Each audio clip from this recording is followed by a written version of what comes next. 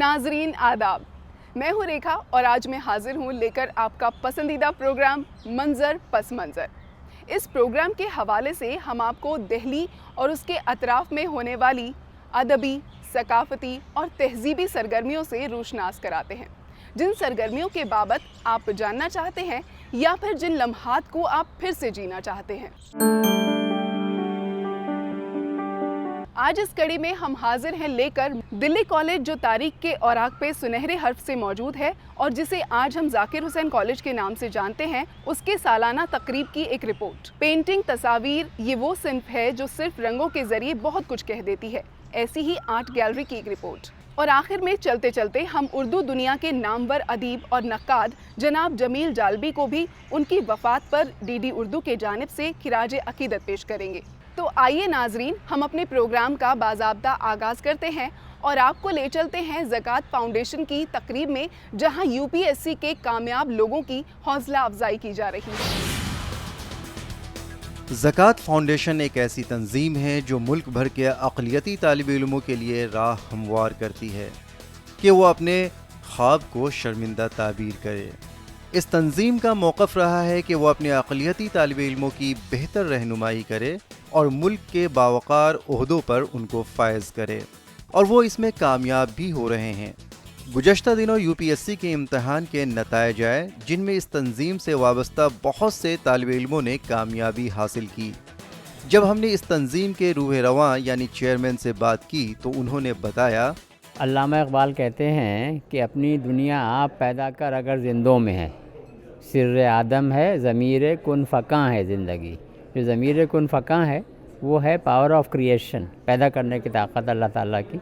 लेकिन हर इंसान को भी अपने अंदर अल्लाह की सिफ़ात को अपने अंदर इम्बाइब करने की कोशिश करते रहना चाहिए। सचर कमेटी ने बताया कि मुस्लिम कम्युनिटी जो है वो बाकी सब के मुकाबले में हर मैदान में पीछे है। तो ये था कि भाई ख़ुद ही करो। तो इसलिए हमने एम्पावरमेंट बाख्तियार बनाने के लिए मिल्लत को ये कोशिश की दो तरह की। एक तो ये हुआ कि जो पार्लियामेंट में और असेंबली में सीटें कम हैं, उसमें भी कुछ खराबी सचर कमेटी ने बताई थी कि ये दिक्कत है, चूँकि जो शेड्यूल कास्ट के लिए सीटें रिज़र्व की जाती हैं वो लॉ के हिसाब से नहीं, उसको ठीक करवाने की हम कोशिश कर रहे हैं। लेकिन साथ साथ ये हुआ कि सिविल सर्विस में भी बच्चे बहुत कम बैठते हैं, इसी वजह से बहुत कम आते हैं।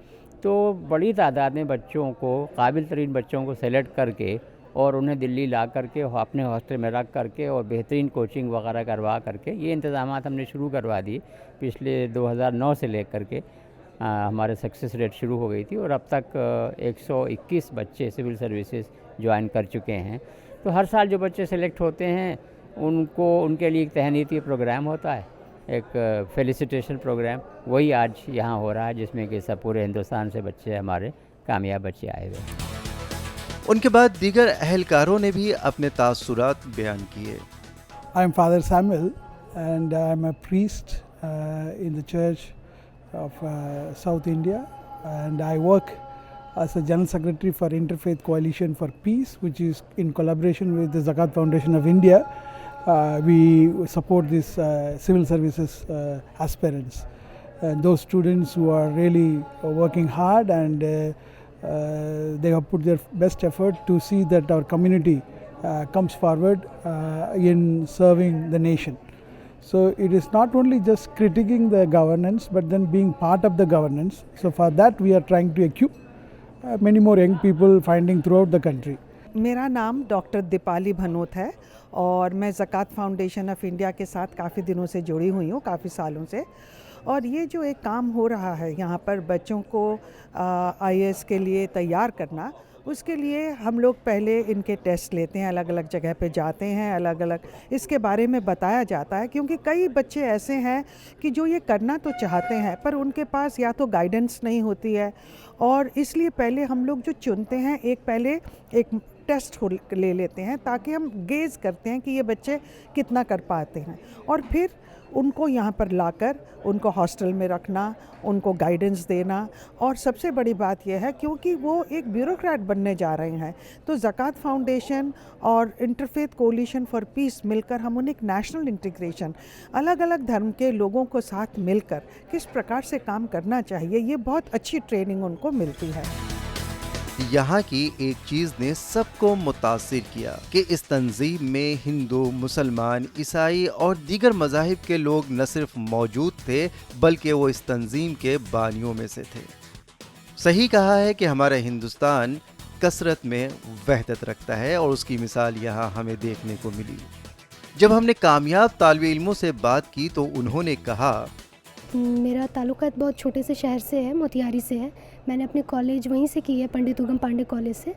और उस दौरान मुझे मेरे फादर ने इंट्रोड्यूस कराया कि एक सिविल सर्विसेज नाम की भी कोई चीज़ है। उसके पहले मुझे कोई आइडिया नहीं था इस बारे में। मैं बस ये सोचती थी कि एक अच्छे इंजीनियरिंग कॉलेज से इंजीनियरिंग करूं और उसके बाद वैसे तो सोशल सर्विस मेरा पहले से ही एम था, लेकिन मैं ये सोचती थी कि आफ्टर डूइंग इंजीनियरिंग मैं अपना कुछ पर्सनल कंट्रीब्यूशन कर सकूंगी। लेकिन जब मेरे फादर ने मुझे इससे इंट्रोड्यूस कराया तो मुझे बहुत अच्छा लगा कि इस फील्ड में आपका गोल ही यही है, सोशल सर्विस करना। तब मैंने उस दौरान प्रिपरेशन शुरू की। मैंने ये जाना कि क्या करना है मुझे। मैंने अपने भाई से हेल्प ली और फ्रेंड से हेल्प ली कि मुझे करना क्या है। फिर मैंने बेसिक NCERT शुरू कर दिए पढ़ना और ज्योग्राफी मेरा सब्जेक्ट रहा था ग्रेजुएशन के दौरान, तो मैंने ऑप्शनल भी वही रखा।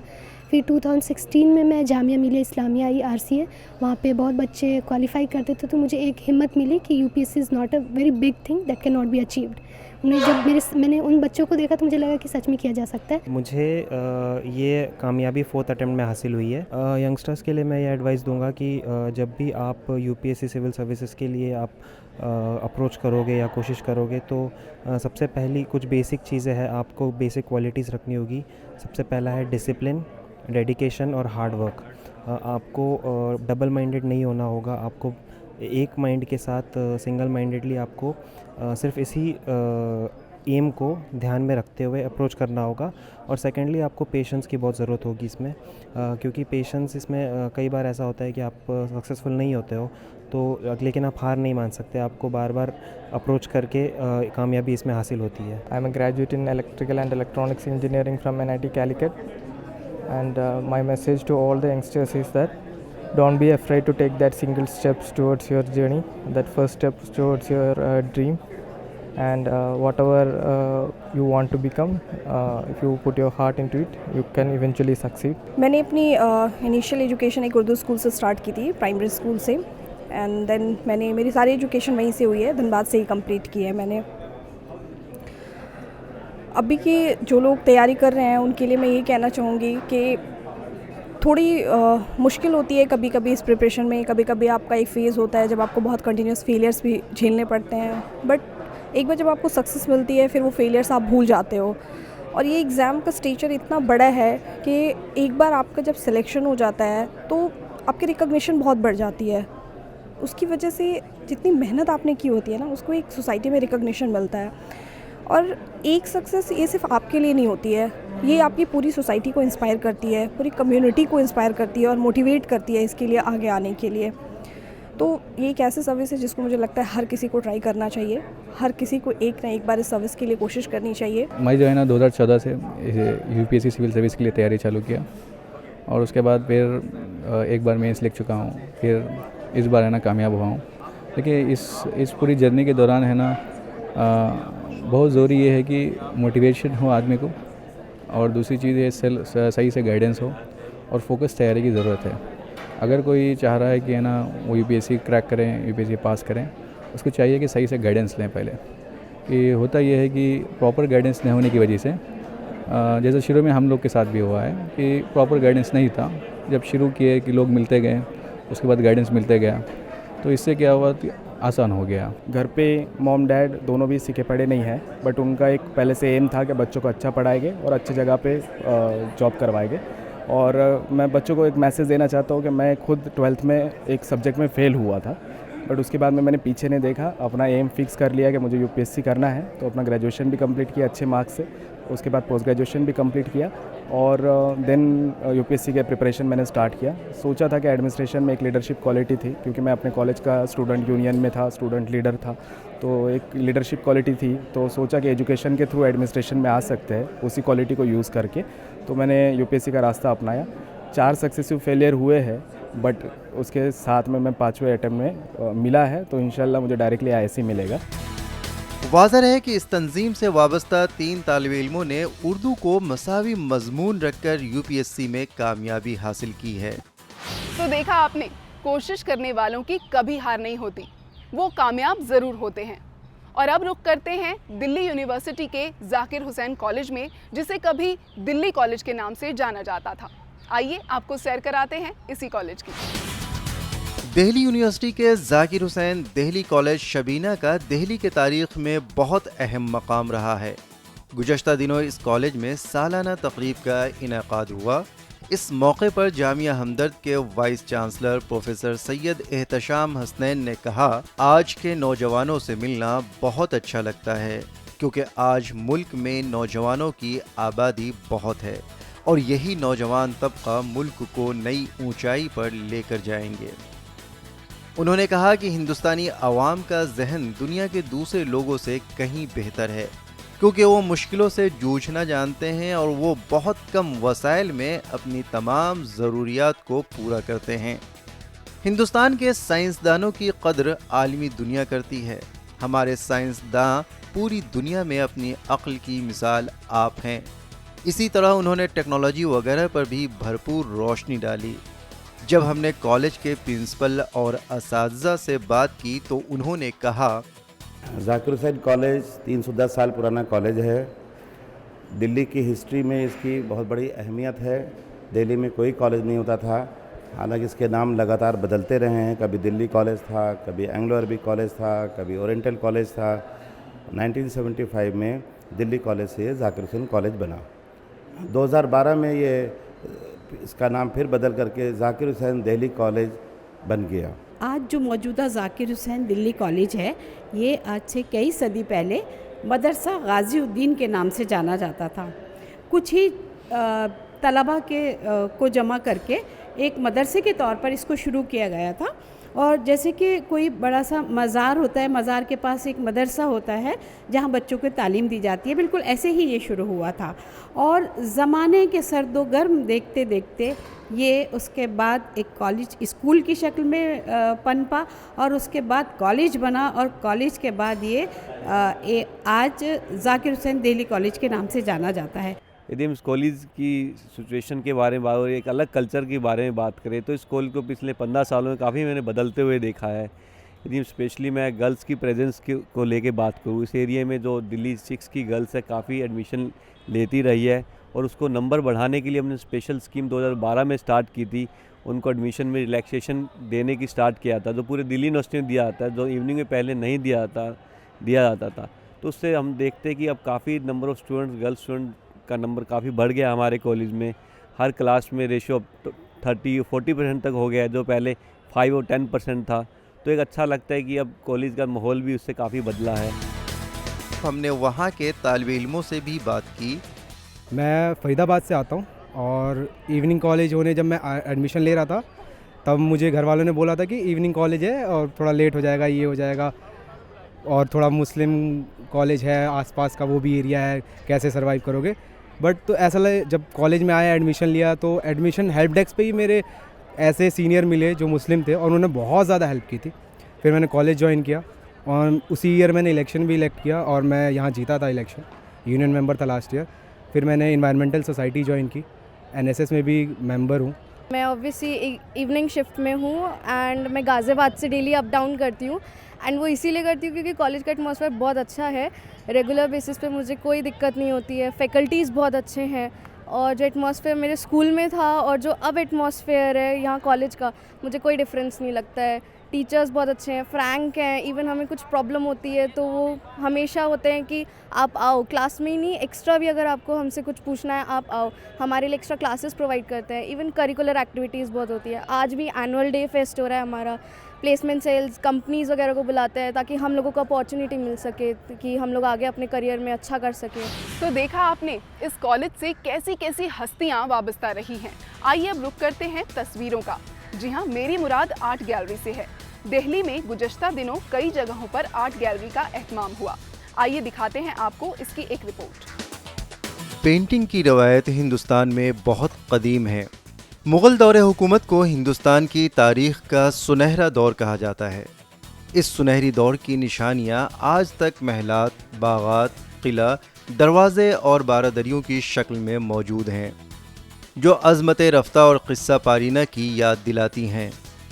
मुग़लिया दौर की मुसव्वरी, मौसीक़ी, इल्म अदब, शेर व शायरी, फ़न तामीर और इंतज़ाम सल्तनत हिंदुस्तानी हुकूमत को दुनिया की दूसरी अजीम सल्तनतों से मुमताज़ कर दिया था। मुख्तलिफ मुग़ल शहनशाहों के दौर में मुख्तलिफ फ़नून ने तरक्की की। सबसे पहले 1549 में 2 ईरानी मुसव्विरों को दास्तान अमीर हमज़ा को तस्वीरी शक्ल में पेश करने को कहा गया। उन्होंने ये काम तकरीबन 1400 कपड़े पर बनी हुई बड़ी पेंटिंग के साथ मुकम्मल किया। इस तरह हिंदुस्तान में मुसव्विरी की एक बाकायदा रिवायत का आगाज़ हुआ और उस वक्त से आज तक इन तमाम फ़नून में फ़नकारों ने नुमाया किरदार निभाया है और निभाते आ रहे हैं।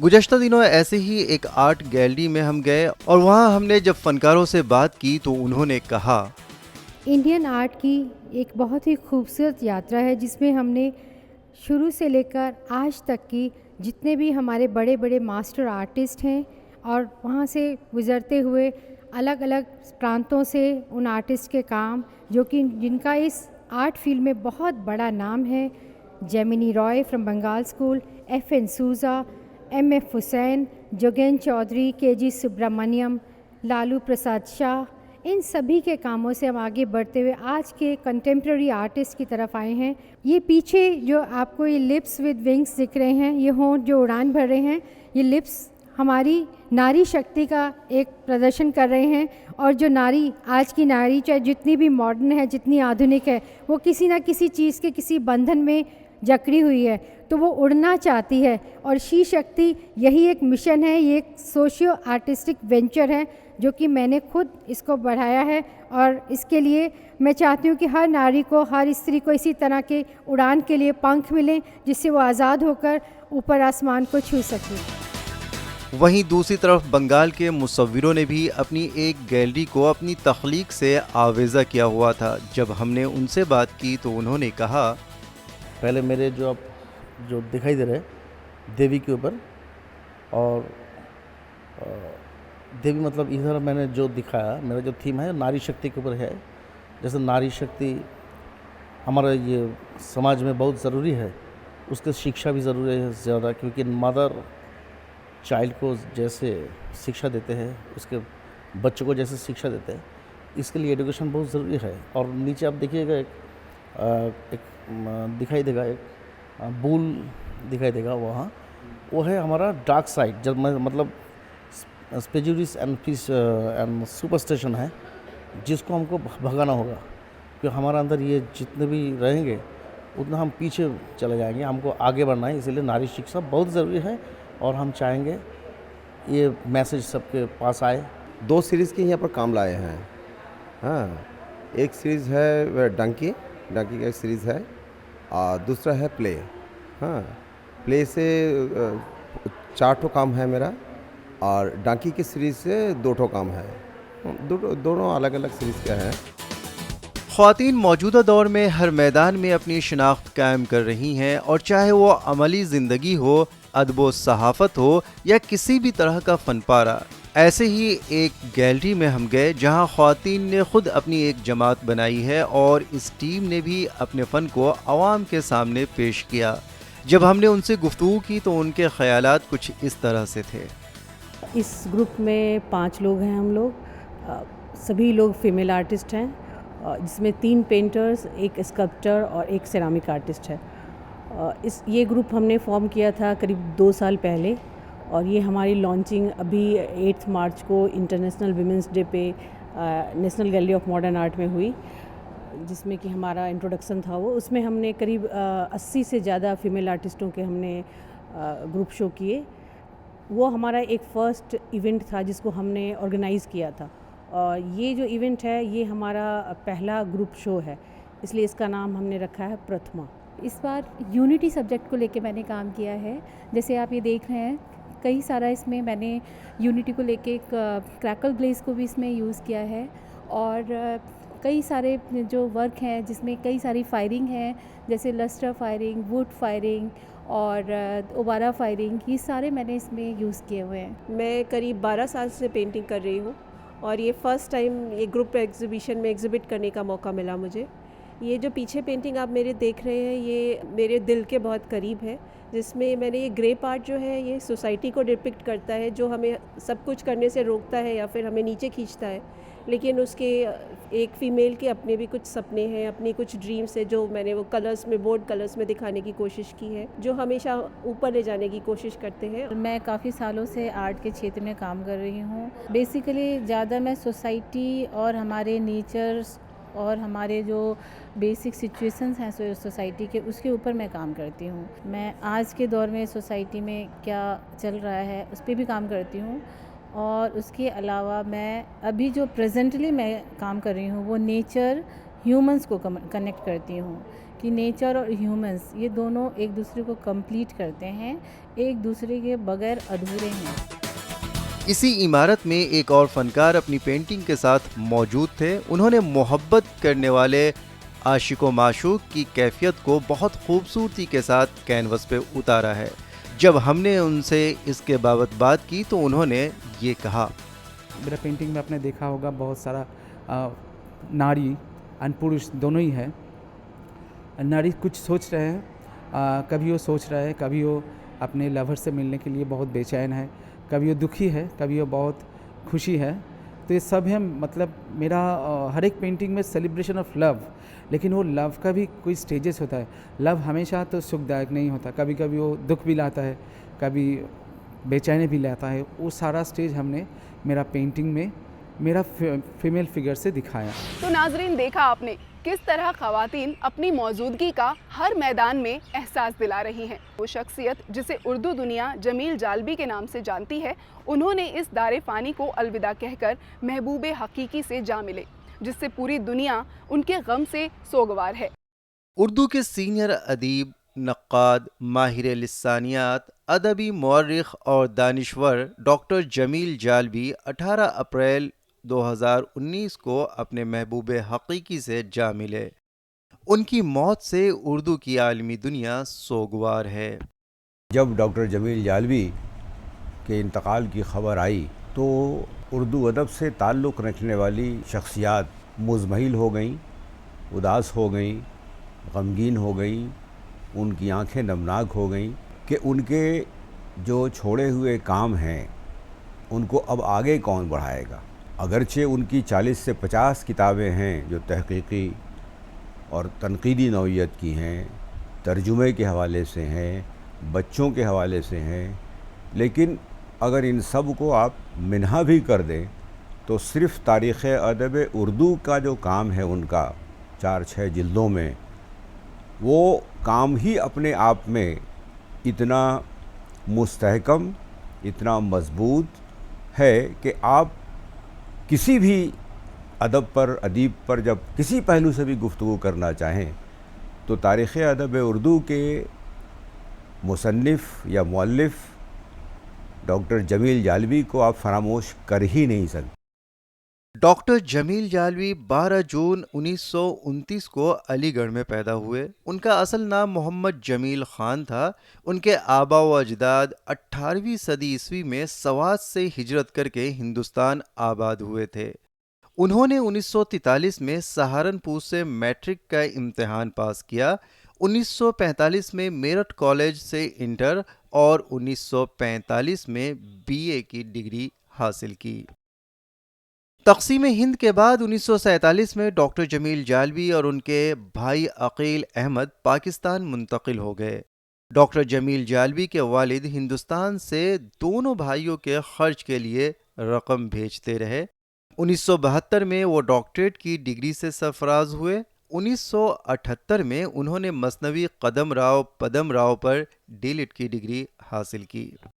मुझे कोई अगर कहे कि डॉक्टर जमील जालबी को आप किसी एक जुमले में समेटना चाहें, उनकी शख्सियत के हवाले से कोई बात कहना चाहें, तो हम तो सिर्फ़ यही एक बात कह सकते हैं कि जो इदारों को करना चाहिए था वो डॉक्टर जमील जालबी के अकेले इरादों ने पूरा कर दिया है।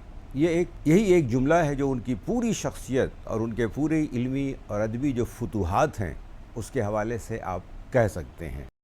1983 में कराची यूनिवर्सिटी के वाइस चांसलर हुए। 1987 में मुक़्तदरा कौमी ज़बान जो मौजूदा दौर में इदारा फ़रोग़ कौमी ज़बान है के चेयरमैन बने। 1990 ता 1997 तक वो उर्दू लुगत बोर्ड के सरबराह भी रहे। डॉक्टर जमील जालवी जहाँ उनकी क़यामगाह है, जहाँ वो रहते हैं, और उसके आगे से कम 5-7 मील की जो सड़क है, उसका पूरा नाम ही हुकूमत पाकिस्तान ने डॉक्टर जमील जालवी रोड रख दिया है। और रिक्शे वाले को या किसी आप ऑटो को कहें या टैक्सी वाले को कहें तो वो बाज़ाब्ता उस सड़क को जानता है और वो वहाँ तक पहुँचा देता है। मैंने उनसे वक्त लिया था, मैं उनके पास हाज़िर हुआ। उसकी एक वजह तो ये थी कि उनसे न्याज़ हासिल करना था। दूसरे ये थी कि जो किताब दिल्ली उर्दू अखबार जो 1857 का पूरा दस्तावेज़ है, जब शाया हुई थी डिपार्टमेंट ऑफ उर्दू से, तो मैं उनकी खिदमत में उसे पेश करने गया था और बहुत वो खुश हुए देख के, कहने साहब ये तो नादिर व नायाब चीज़ थी जिसको आप लोगों ने शोबा उर्दू दिल्ली यूनिवर्सिटी ने इसको शाया कर दिया है। उनको हुकूमत पाकिस्तान ने उनकी खिदमात का एतराफ़ करते हुए बहुत से एजाज़ात से नवाजा। 89 साला ज़िंदगी में डॉक्टर जमील जालवी ने वो कारहाय नुमाया अंजाम दिया है जिसे रहती उर्दू दुनिया कभी फरामोश नहीं कर सकती। तो नाजरीन, हम भी अपनी डीडी उर्दू की पूरी टीम की तरफ से डॉक्टर जमील जालवी को खिराज अकीदत पेश करते हैं। आपको हमारा प्रोग्राम कैसा लगता है हमें लिखना ना भूलें। हमारा ईमेल आईडी है ddurdufeedback@gmail.com। जी हाँ, ddurdufeedback@gmail.com। इसके साथ ही आप हमसे सोशल मीडिया के अलग अलग प्लेटफॉर्म्स पर भी जुड़ सकते हैं, हमसे अपनी बात शेयर कर सकते हैं। हमारे प्लेटफॉर्म्स हैं। तो नाजरीन, इस उम्मीद के साथ कि अगली कड़ी में किसी और मंजर और उसके पस मंजर को लेकर हम फिर हाजिर होंगे, तब तक के लिए रेखा को दीजिए इजाज़त। आदाब।